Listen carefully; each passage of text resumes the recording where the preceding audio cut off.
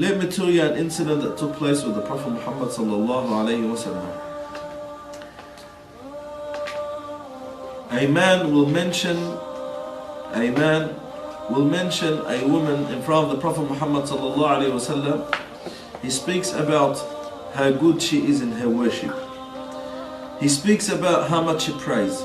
He speaks about how much she fasts. He speaks about how much she donates. But then the Prophet Muhammad ﷺ tells him, this woman that you just mentioned right now, she will be punished in the hellfire. Amazing. Ya Rasulullah, we just told you how much this woman prays. We just told you how much this woman fasts. We just told you how much this woman donates. We just told you how much good this woman does. And Nabi ﷺ said, yes, but she will be punished in the hellfire because she was evil and cruel to her neighbors.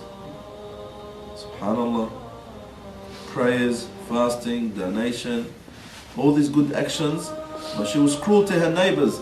And being cruel to your neighbor is as evil as any other major sin. And then on the other hand, the Nabi sallallahu alayhi wa sallam was mentioned to him another woman. She prays normal, she fasts normal, so she does not pray a lot. She prays her prayers, she fasts her fasting. She gives her zakat, and she does, average actions.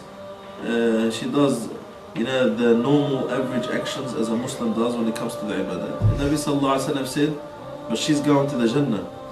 Why, O Messenger of Allah? Because she is very good and she is very well mannered to her neighbors.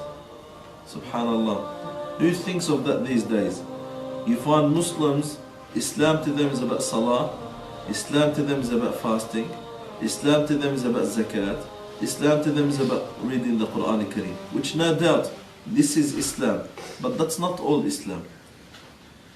And then when it comes to having the good manners, when it comes to having the good morals, when it comes to having the good ethics, you find Muslims neglecting that. We neglect that. It's like we don't need to be well mannered. It's like we don't need to be well behaved. It's like we don't need to have the best of akhlaq. When Allah subhanahu wa ta'ala praised the Prophet alayhi salatu wasalam with the best of his character, and that was his manners. Allah subhanahu wa ta'ala, he says, وَإِنَّكَ لَعَلَى خُلُقٍ عَظِيمٍ. Indeed and verily Muhammad, you have the best of manners and you have the best of morals.